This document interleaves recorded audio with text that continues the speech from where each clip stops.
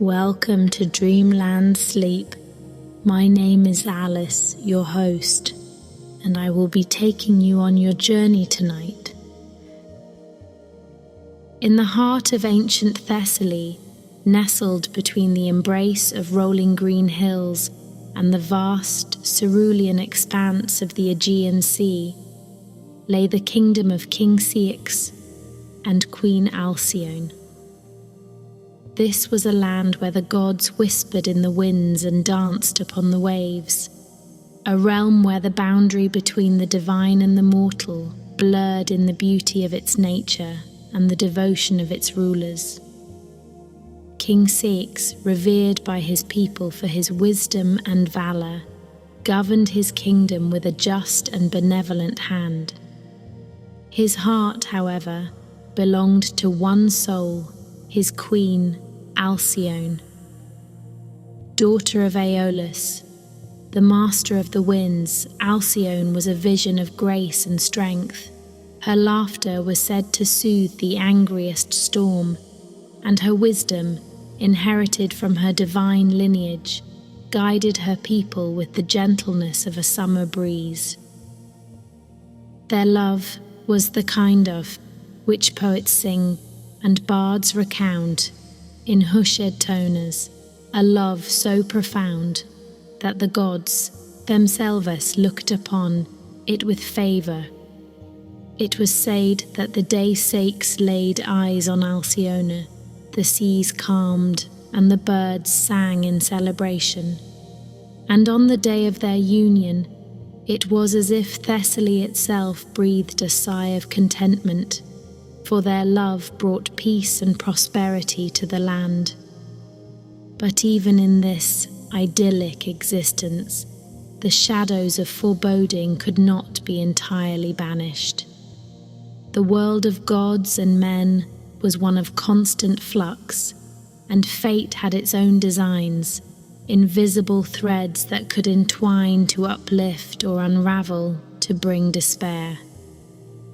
The sun had barely begun to climb the sky, painting the world in hues of orange and gold, when King Ceyx announced his decision to embark on a journey that would carve a deep furrow in the heart of Queen Alcyone.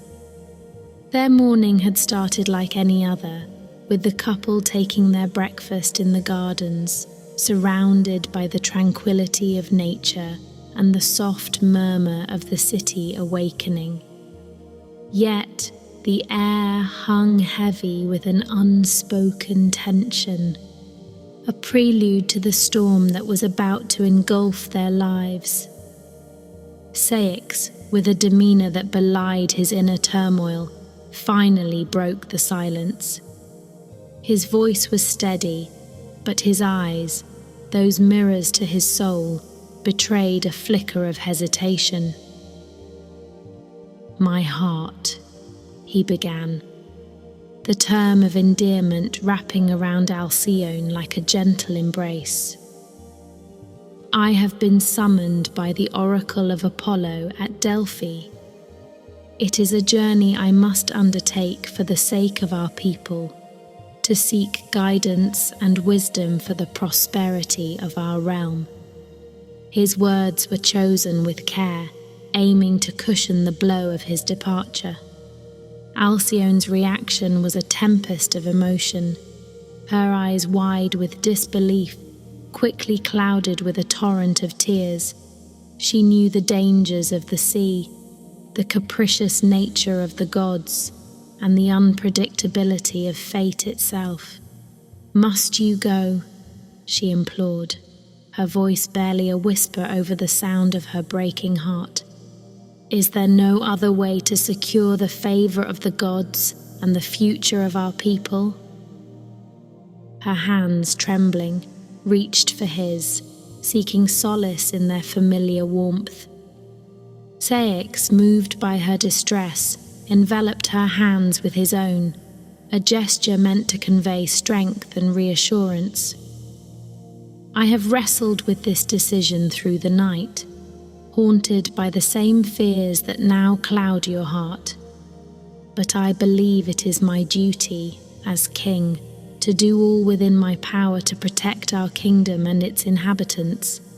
This journey, though fraught with peril, is a sacrifice I am willing to make for the greater good." The conversation that followed was a desperate negotiation between love and duty, with Alcyone proposing alternatives, each dismissed by Ceyx, as he explained the necessity of his personal attendance. The gods, he argued, would only reveal their insights to him directly, and he could not entrust the fate of their people to intermediaries. As the day wore on, the inevitability of his departure became a heavy shroud over the palace. Servants moved quietly, packing provisions and preparing the king's ship, their actions a silent testament to the gravity of the moment.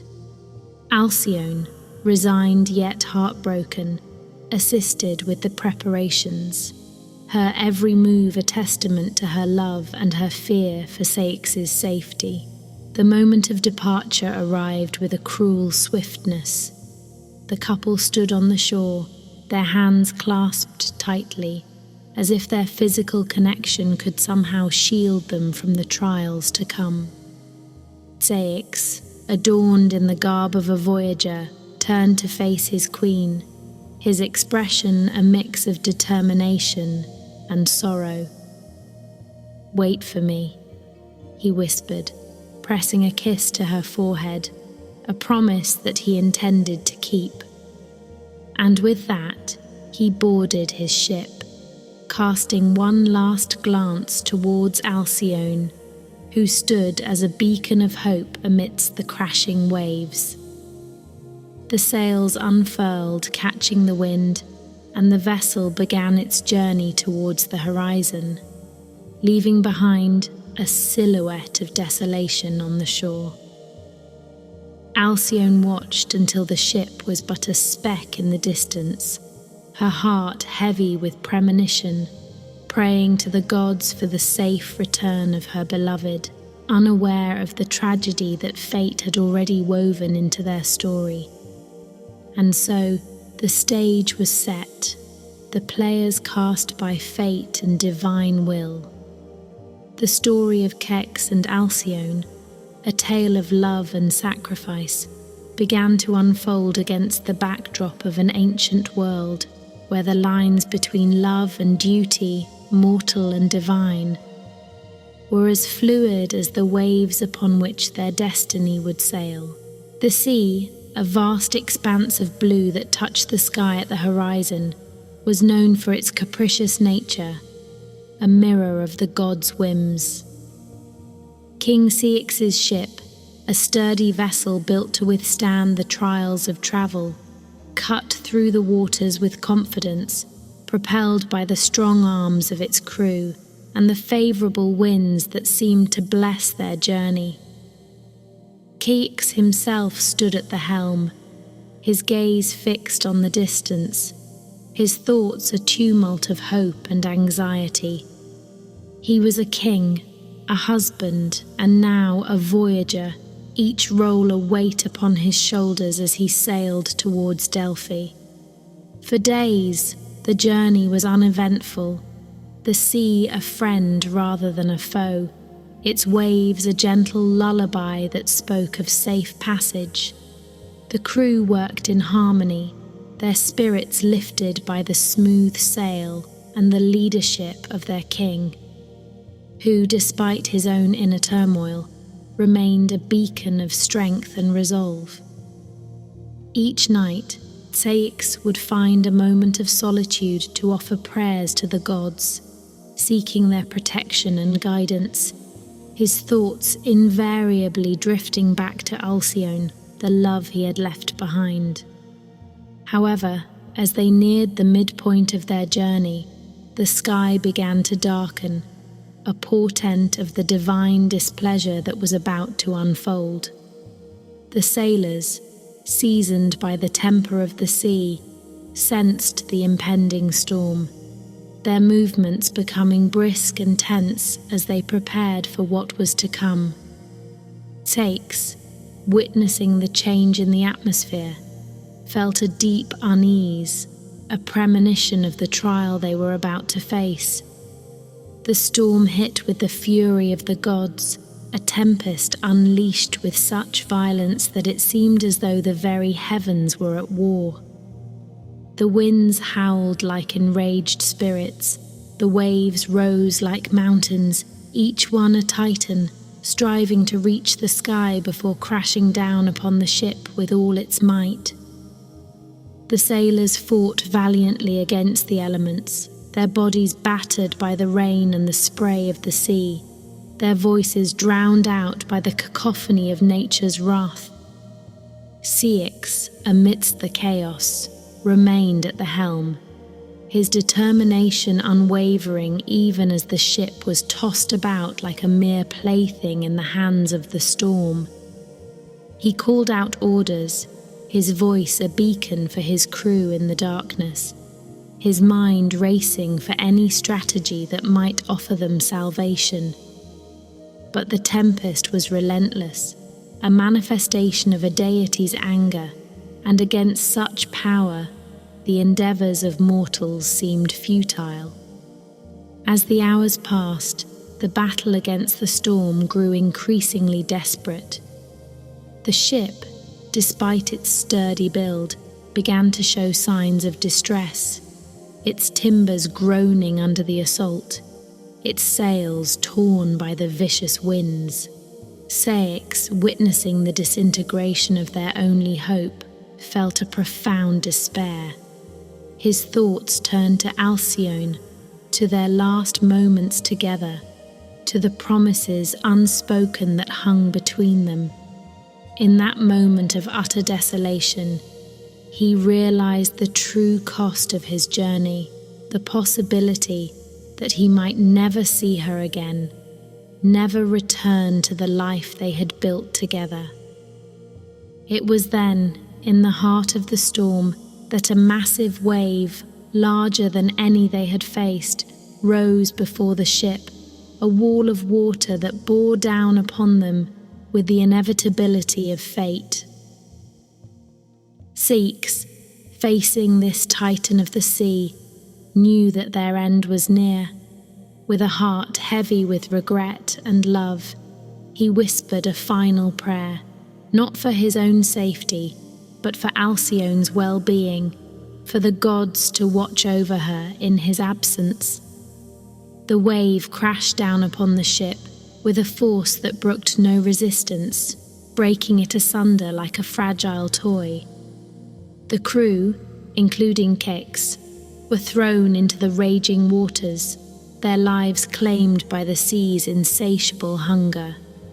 Ceyx's last thoughts, as he was engulfed by the abyss, were of Alcyone, a silent plea that she might somehow know of his fate, that she might forgive him for leaving her, for breaking the bond that had once seemed unbreakable.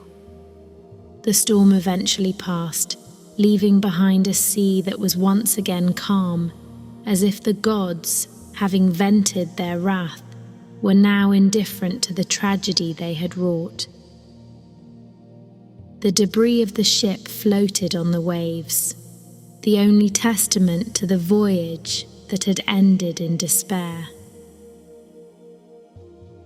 Back in Thessaly, unaware of the fate that had befallen her husband, Alcyone waited, her heart filled with hope for his return, not knowing that the storm had already sealed their destiny, that her life was about to be irrevocably changed by the whims of the gods and the merciless nature of the sea. In Thessaly, the days stretched into nights, and the nights into days, each cycle a torment for Queen Alcyone as she awaited the return of King Ceyx.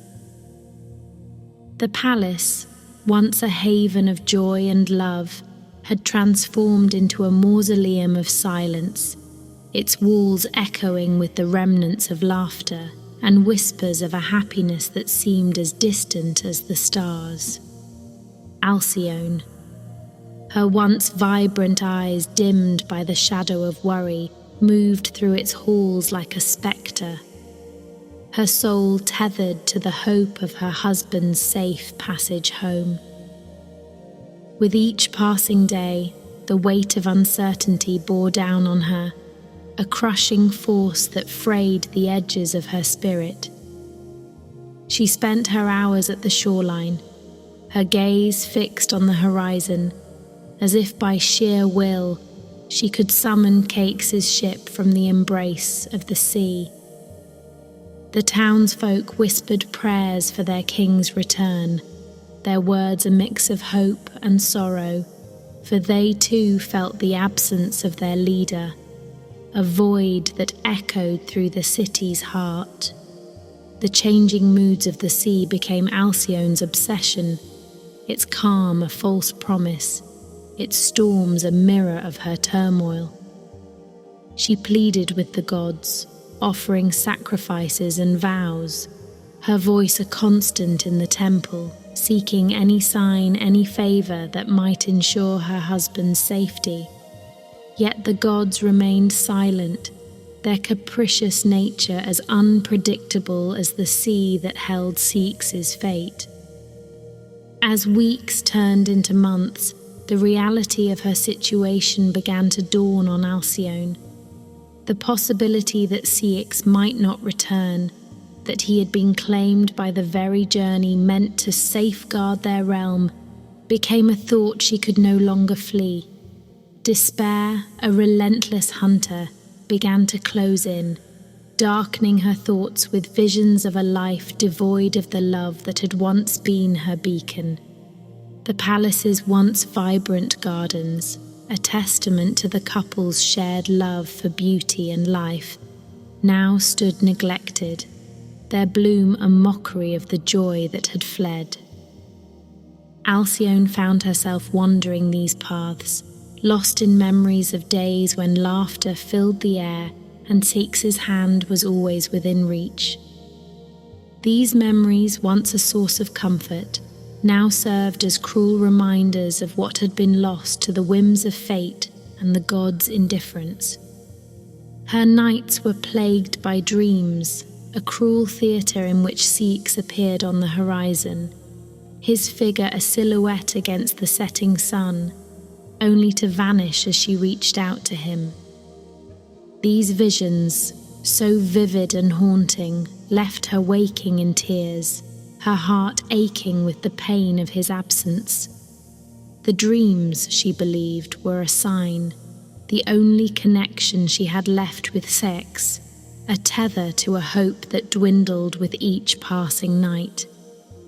The people of Thessaly, witnessing their queen's decline, shared in her grief, their collective mourning a testament to the bond between their leaders and themselves. Alcyone, once a figure of strength and grace, now seemed a vessel of sorrow, her once luminous presence dimmed by the shadow of her loss. In her desperation, Alcyone turned once more to the gods, her prayers now laced with the bitterness of abandonment. She questioned their silence, their absence in her hour of need, challenging them to reveal the fate of her beloved. It was in this state of despair and defiance that Morpheus, the god of dreams, was summoned to her side, a deity whose powers could traverse the realms of sleep and reality, bringing messages from the divine.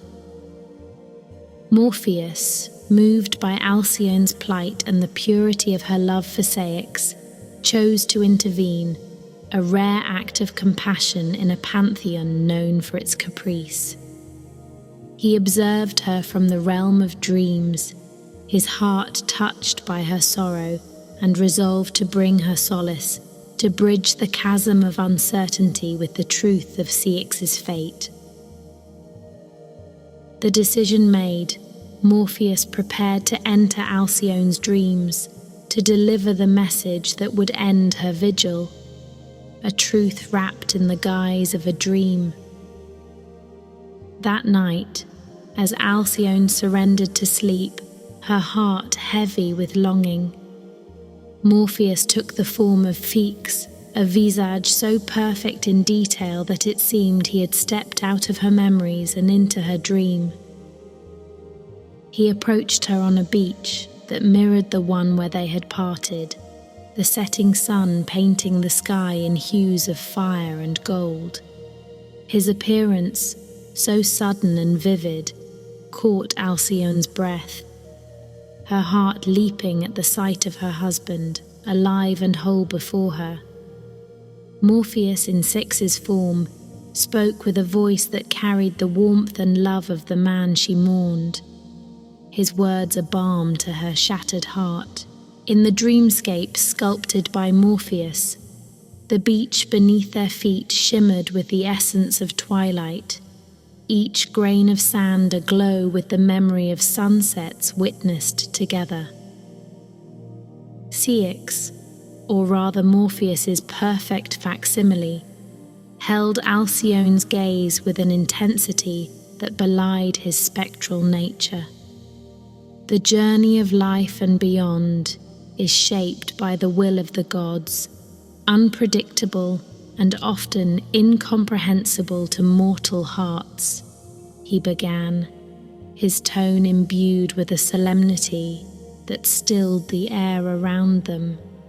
Your love, boundless and pure, has not gone unnoticed by the divine. It has, in its sincerity and depth, moved the heavens, prompting an intervention rare and profound.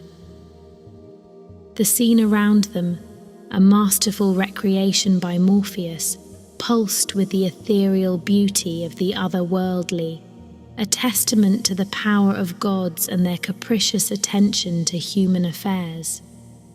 Though I cannot return to the living, know that my spirit remains ever by your side, guided by the love that we share. This truth I am permitted to reveal. In their vast dominion, the gods have decreed our love a beacon, an example of the eternal bond that can exist between two souls. Alcyone, her heart a tempest of sorrow and love, listened as the visage of Ceyx conveyed his message, each word a balm and a blade to her soul. But why must we be apart if our love is as revered as you say? Her voice, barely a whisper, carried the weight of her despair, echoing into the void that separated mortal from divine. The ways of the gods are mysterious, driven by purposes and designs beyond the ken of mortals.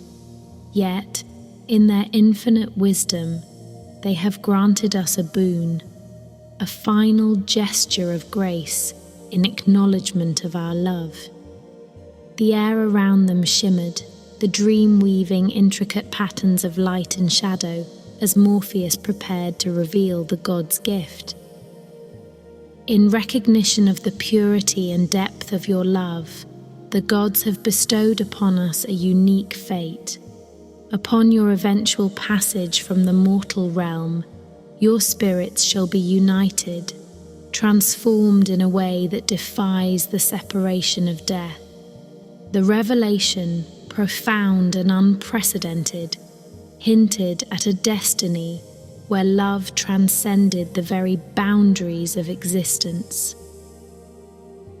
As a sign of this divine favor, the gods will grant you a vision, a glimpse of the future that awaits us beyond the veil of this life.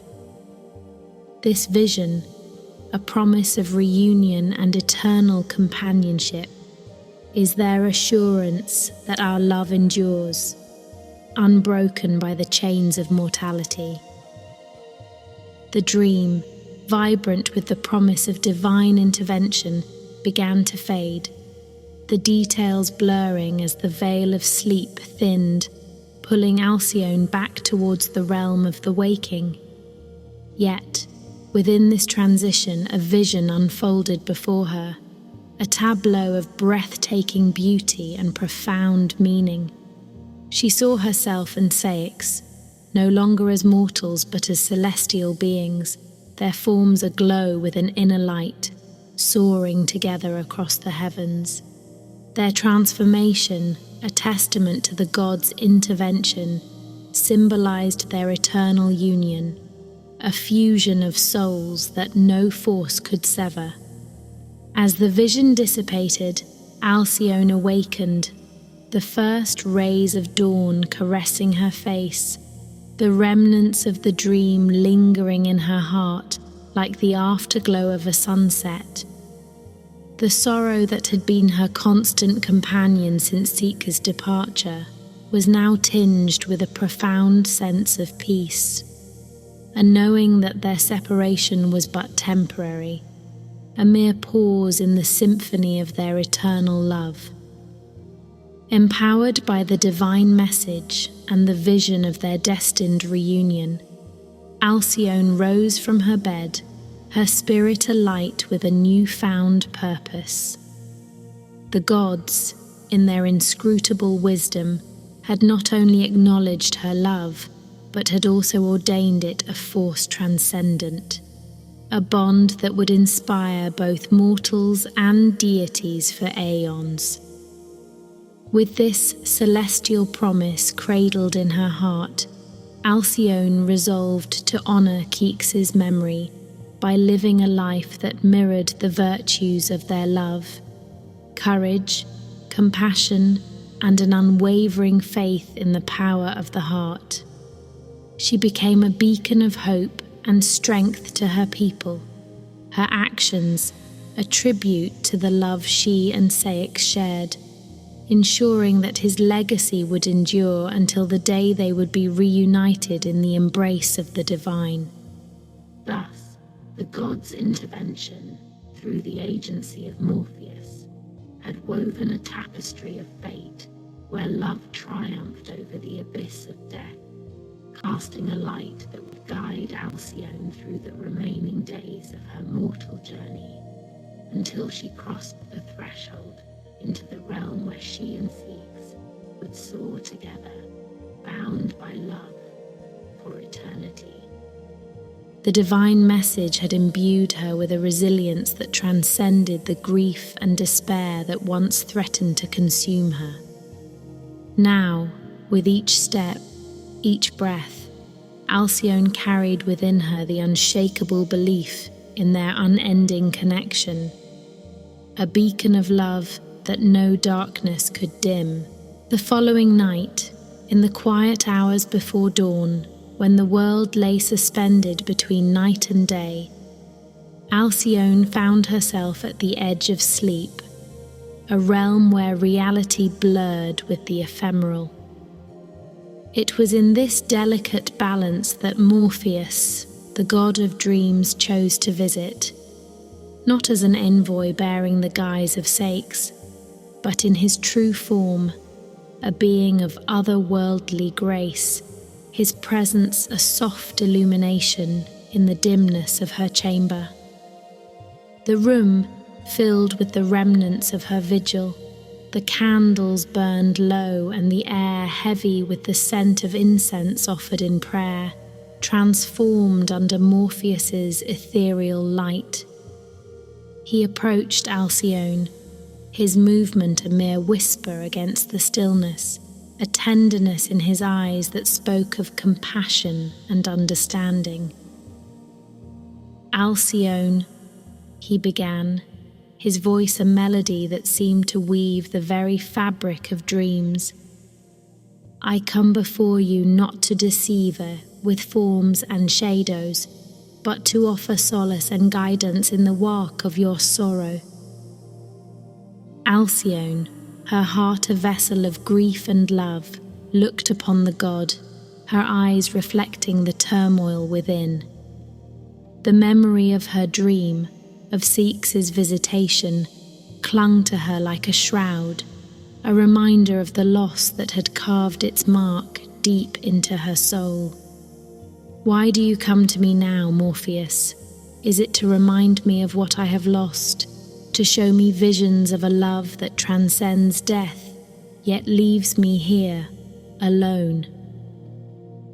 Morpheus, understanding the depth of her pain, knelt before her, his form casting no shadow, a beacon in the darkness.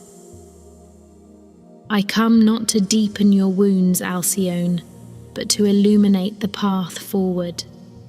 The gods, in their infinite wisdom, have revealed a truth through your dreams, a promise of reunion that defies the constraints of the mortal coil. Yet it is not in death that you should seek solace, but in the life you continue to live, in the legacy of love that you carry forth. His words, imbued with divine insight, flowed over her, a balm to the raw edges of her grief. Your love for Ceyx, so profound and pure, has stirred the heavens, bringing forth a decree that your spirits shall unite beyond the veil of this existence. But until that day, you are bestowed with a purpose, a calling to embody the virtues of that love in every breath, every act. Alcyone, her spirit wearied by the burden of loss, found within Morpheus's words a glimmer of hope, a flicker of light in the endless night of her mourning. How do I carry forth this legacy when every moment is a reminder of what I have lost? She asked, her voice a fragile thread in the tapestry of her fate. The strength of your love, Alcyone, has the power to transform not only your own heart, but the world around you.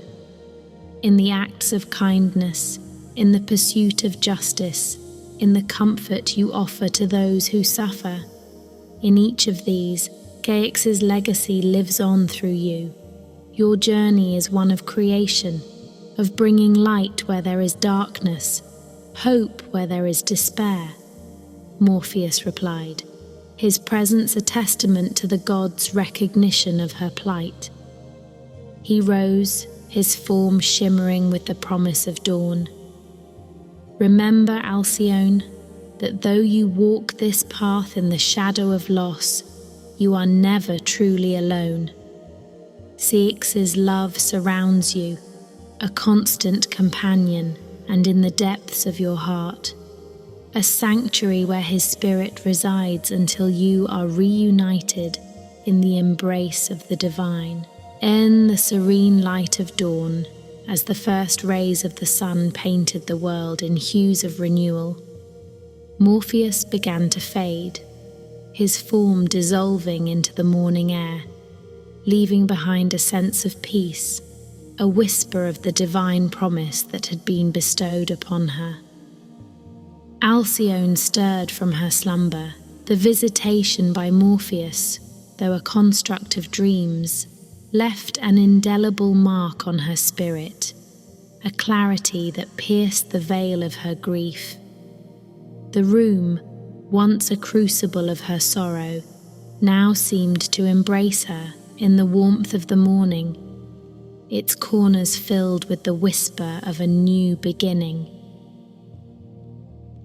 As she rose, the remnants of the night's visitation clung to her like a delicate shroud, the words of Morpheus echoing in the chambers of her heart. The realization that her journey was far from over, that her love for Ceyx, though transcendent in its tragedy, was now a beacon guiding her towards a purpose beyond her own suffering, ignited a spark within her. It was a realization that transformed her grief into a force of profound change. Alcyone approached the day with a resolve that was new, tempered in the crucible of divine intervention, and the realization of her enduring connection to Ceyx. Her love, once a wellspring of shared joy, now became her strength, fueling her actions and intentions. The realization that each act of kindness, every moment of compassion, and every stand for justice was a testament to their love, emboldened her. As she walked through the palace, her steps no longer aimless wanderings of the bereaved but purposeful strides of a queen with a mission, the people around her noticed the transformation. The air seemed to thrum with the energy of her resolve, inspiring those she passed with a sense of hope, a shared understanding that from the deepest sorrows can bloom the most profound purposes. Her duties as queen, once overshadowed by her grief, now took on new meaning. Each decision, each decree, was imbued with the wisdom of love's eternal lesson, guiding her governance with compassion and a deep-seated desire to uplift her people. Alcyone became a living embodiment of the resilience of the human spirit. Her actions a beacon of light in times of darkness, her leadership a testament to the power of love to transcend loss and foster communal healing. In the quiet moments of solitude, Alcyone found solace in reflection, her thoughts turning to the promise of a reunion with Ceyx. This promise, a divine assurance, became her sanctuary, a sacred space within her heart where the pain of separation melded with the joy of eternal love. The knowledge that their spirits would one day soar together in the afterlife, united in a bond unbroken by death, offered a comfort that transcended words, a silent vow whispered by the soul. With each day that passed, Alcyone's realization of her path forward deepened, her resolve strengthening in the knowledge that her love for Ceyx, and his for her, was a force that could enact meaningful change in the world around her. She initiated projects that brought prosperity and peace to her realm, each endeavor a tribute to Ceyx's memory and their shared dreams for their people. Her vision, guided by the lessons of love and loss, sought not only to honor the past, but to pave the way for a future where her people could thrive. The legacy of Ceyx and Alcyone's love story, intertwined with the divine intervention of Morpheus, became a legend that transcended the boundaries of Thessaly, spreading far and wide as a symbol of hope, resilience, and the transformative power of love. In festivals and songs, their story was celebrated, a reminder that even in the face of insurmountable loss, love endures, guiding the bereaved towards healing and realization. As years turned into decades, Alcyone's journey from the depths of despair to the heights of realization and purpose became a beacon for all who faced the darkness of grief. Her life, a testament to the enduring bond with Ceyx, inspired generations, teaching that love in its purest form is not only a source of comfort in sorrow, but also a catalyst for growth, change, and the realization of one's true potential. In this awakening and realization, Alcyone found not just solace, but a calling, her love for Ceyx a guiding star in the journey of her life. And as she walked the path set before her, she did so with the grace of one who understands that love, undimmed by time or tragedy, holds the power to illuminate the darkest of paths, leading the way to awakening, purpose, and, ultimately, to peace.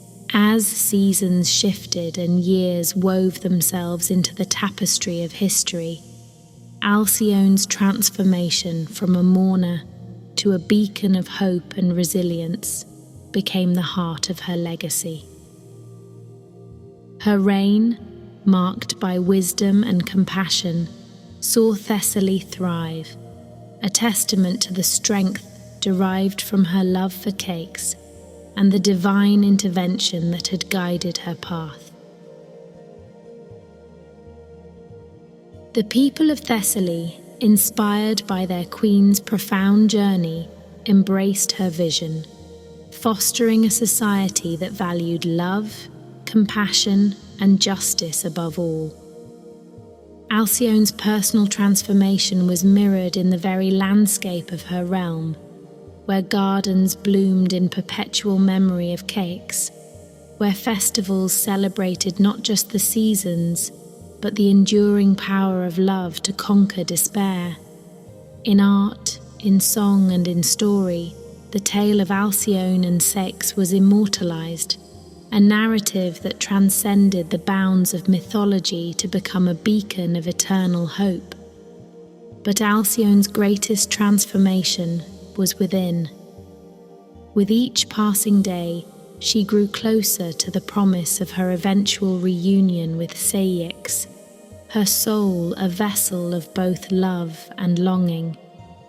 The divine promise of Morpheus that her love would lead her to Ceyx in the afterlife became the star that guided her through the twilight of her years. She lived her life fully, a dedication to the love they shared, knowing that each act of kindness, each moment of courage, was a step closer to the arms of her beloved. The end of Alcyone's mortal journey came as gently as a leaf falling to the ground in the hush of autumn, her spirit released from the confines of earthly existence with a whisper of peace. In that transcendent moment, the boundary between life and death blurred, and she found herself on the shores of a celestial sea, its waters shimmering under an eternal sunset. There, waiting for her, was Ceyx, as radiant as the day they had parted, his arms open, his smile a promise fulfilled. The reunion, long foretold by the gods, was a moment outside of time, a confluence of past longing and present joy, of love that had endured the trials of mortality to emerge unscathed in the realm of the divine. Their spirits, now free from the shackles of the physical world, embraced, a fusion of light and love that illuminated the heavens. The gods, witnesses to this profound reunion, smiled upon them, their union a testament to the belief that love, in its truest form, is the most powerful force in the universe, capable of transcending death itself. Alcyone and Ceyx, united at last, turned their gaze to the horizon, where the celestial sea met the sky in a cascade of colours. Together, they stepped into the boat that awaited them, its sails unfurling with the breath of eternity. As they sailed into the infinite, their story became a constellation, a pattern of stars that would guide the hearts of lovers for generations to come. Their love, now a part of the cosmic tapestry, continued to inspire those who heard their tale, a reminder that even in the deepest grief, there is the potential for transformation, for finding a purpose that transcends personal loss. Alcyone and Ceyx's story, a narrative of love, loss, divine intervention, and ultimate reunion, became a beacon of hope, a testament to the enduring power of love to bring light to the darkest places. In the end, Alcyone's transformation was not only her own, but also that of her people, of all who heard her story. It was a journey that spoke to the heart of what it means to be human, to love deeply, to face loss, and to find within that loss the strength to transform and to continue loving. The tale of Alcyone and Ceyx, woven into the fabric of the cosmos, remained a celestial hymn to the power of love, echoing through the ages, a song of transformation and eternal reunion.